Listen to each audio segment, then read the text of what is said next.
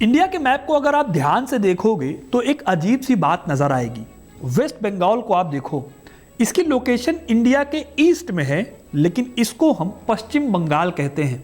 कभी आपने सोचा है कि आखिर हम इतना गलत कैसे हो सकते हैं? और ये सचमुच कोई ज्योग्राफिकल एरर है या इसके पीछे कोई बड़ी साजिश और इसका खूनी इतिहास रहा है? आज के इस वीडियो में मैं आपको बताऊंगा कि वेस्ट बंगाल को आखिर वेस्ट कहने के पीछे का खूनी इतिहास क्या है। कैसे एक कॉलोनियल इंजीनियरिंग ने हंसते खेलते सूबे को मजहब के तराजू पर तौल दिया, जिसका खामियाजा आज तक बंगाल को भुगतना पड़ रहा है। ये सब जानने के लिए वीडियो को पूरा देखिएगा, क्योंकि अपना इतिहास नहीं जानोगे तो खुद को कैसे पहचानोगे। पश्चिम बंगाल भारत का वो हिस्सा जिसकी कहानियां अपने आप में यूनिक हैं। मॉडर्न इंडिया में पहली इंटेलेक्चुअल रेवोल्यूशन यहीं से शुरू हुई। रविन्द्रनाथ टैगोर, सुभाष चंद्र बोस, स्वामी विवेकानंद जैसे महापुरुषों की धरती रहा है बंगाल। मुगल काल में इसी बंगाल ने मुगलों को सबसे ज्यादा दौलत दी। ये मुगलों की वो गोल्डन चिड़िया थी जो पूरी दुनिया को रेशम और मलमल देती थी। लेकिन जो बंगाल हम आज देखते हैं वो पूरा बंगाल नहीं है। इस बंगाल में आज का पूरा बांग्लादेश, उड़ीसा, झारखंड के कुछ हिस्से भी शामिल थे।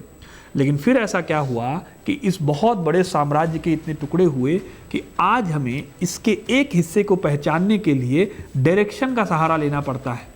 क्या लॉर्ड कर्जन की वो एडमिनिस्ट्रेटिव मजबूरी थी या उसके पीछे छिपे हुए इरादे कुछ और ही थे?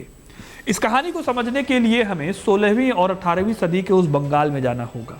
अकबर मुगल बादशाह थे और देश के कई हिस्सों को साफ करके खेती का एक्सपेंशन हो रहा था। उस वक्त बंगाल सिर्फ एक सूबा नहीं था, बल्कि ये दुनिया का ट्रेडिंग हब था। डच ईस्ट इंडिया कंपनी के रिकॉर्ड्स बताते हैं कि 17वीं सदी के आखिर तक उनके कुल एशियन टेक्सटाइल इंपोर्ट का 40% हिस्सा बंगाल से आता था। कहानियां कहती हैं कि यहाँ की मलमल बहुत बारीक थी, इतनी बारीक कि एक पूरी की पूरी थान एक अंगूठी से गुजर सकती थी।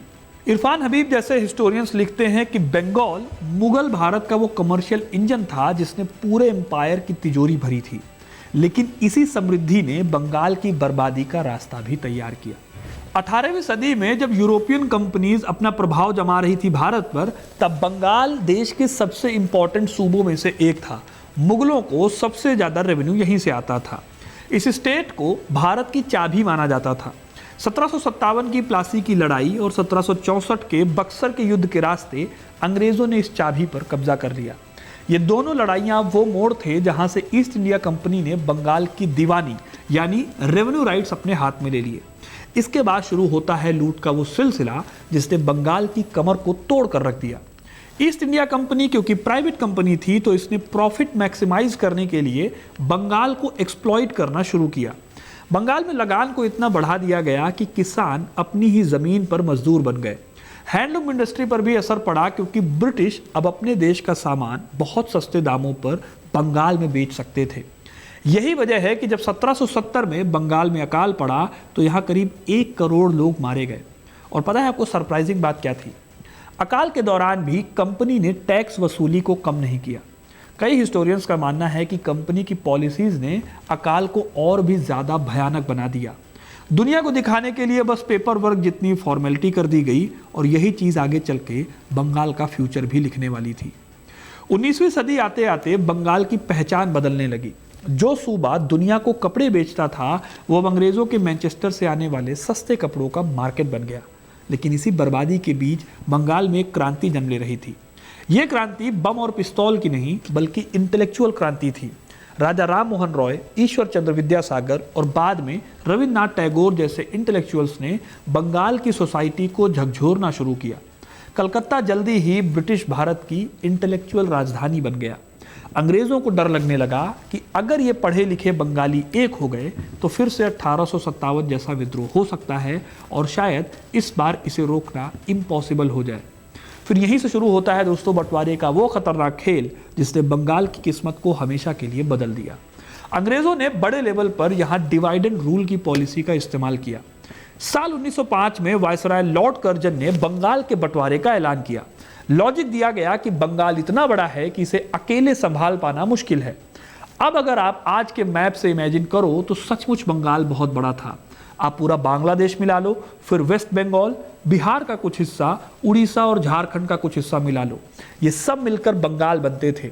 लेकिन क्या सचमुच बंगाल अंग्रेजों के मैनेजमेंट के लिए इतना बड़ा था या सच्चाई कुछ और थी?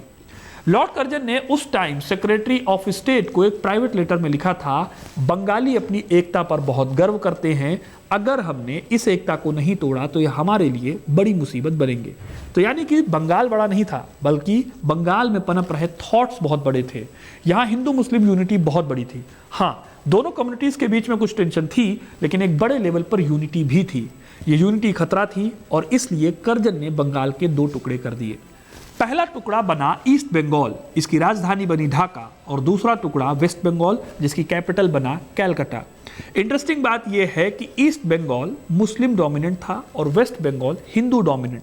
अब अगर बंगाल इतना ही बड़ा था तो कर्जन ने इसे रिलीजियस लाइंस पर ही क्यों बांटा? कई हिस्टोरियंस मानते हैं कि इससे हिंदू मुस्लिम डिवीजन को बहुत ज़्यादा बढ़ावा मिला। तब के ढाका के नवाब सलीमुल्लाह ने शुरू में इसको सपोर्ट किया, क्योंकि उन्हें लगा कि पिछड़ी हुई पूर्वी बेल्ट का डेवलपमेंट होगा। लेकिन बंगाल के आम लोगों ने इसे अपनी सोल पर हमला माना। इसी गुस्से ने 1905 में स्वदेशी आंदोलन को जन्म दिया था। विदेशी कपड़ों की होली जलाई गई और रविन्द्रनाथ टैगोर के आह्वान पे हिंदुओं और मुसलमानों ने एक दूसरे की कलाई पर राखी बांधी, ये दिखाने के लिए कि अंग्रेज उन्हें बांट नहीं सकते। लेकिन क्या सचमुच अंग्रेजों की प्लानिंग फेल हो गई थी? स्वदेशी मूवमेंट ने भारत की आज़ादी के मूवमेंट को पूरी तरह से बदल दिया। हिस्टोरियंस मानते हैं कि इस मूवमेंट ने कांग्रेस को एलीट क्लब से हटाकर जनता की पॉलिटिक्स की ओर धकेला। इस आंदोलन का प्रेशर इतना ज़्यादा था कि 1911 आते आते अंग्रेज़ों ने घुटने टेक दिए और बंगाल का विभाजन रद्द करना पड़ा। लेकिन इस जीत की एक कीमत भी चुकानी पड़ी। पहले भारत की राजधानी कलकत्ता थी, इसे शिफ्ट करके दिल्ली ले जाया गया। इस तरह 1911 में बंगाल का नक्शा भले ही एक हो गया, लेकिन ईस्ट और वेस्ट की दीवार और कम्युनलिज्म का बोया जहर धीरे धीरे बढ़ने लगा। फ्रीडम मूवमेंट के दौरान यह खाई भर नहीं पाई और इसका फायदा सांप्रदायिक ताकतों ने उठाया। इन ताकतों ने यहाँ कम्युनल टेंशन खड़ी करने में कोई कसर नहीं छोड़ी। एग्जाम्पल के लिए आप डायरेक्ट एक्शन डे, नोआखली के साथ साथ बंगाल के दूसरे हिस्सों में हुए दंगों को देख सकते हैं।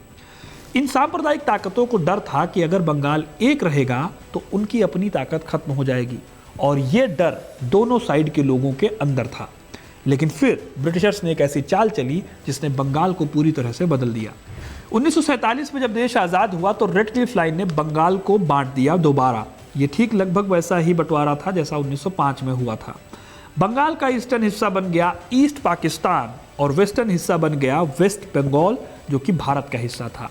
लाखों लोग रातों रात रिफ्यूजी बन गए। सबसे बड़ी प्रॉब्लम यह हुई कि जूट की मिल्स तो रह गई वेस्ट बंगाल में, लेकिन जिन खेतों में जूट उग रहा था वो ईस्ट पाकिस्तान में रह गया।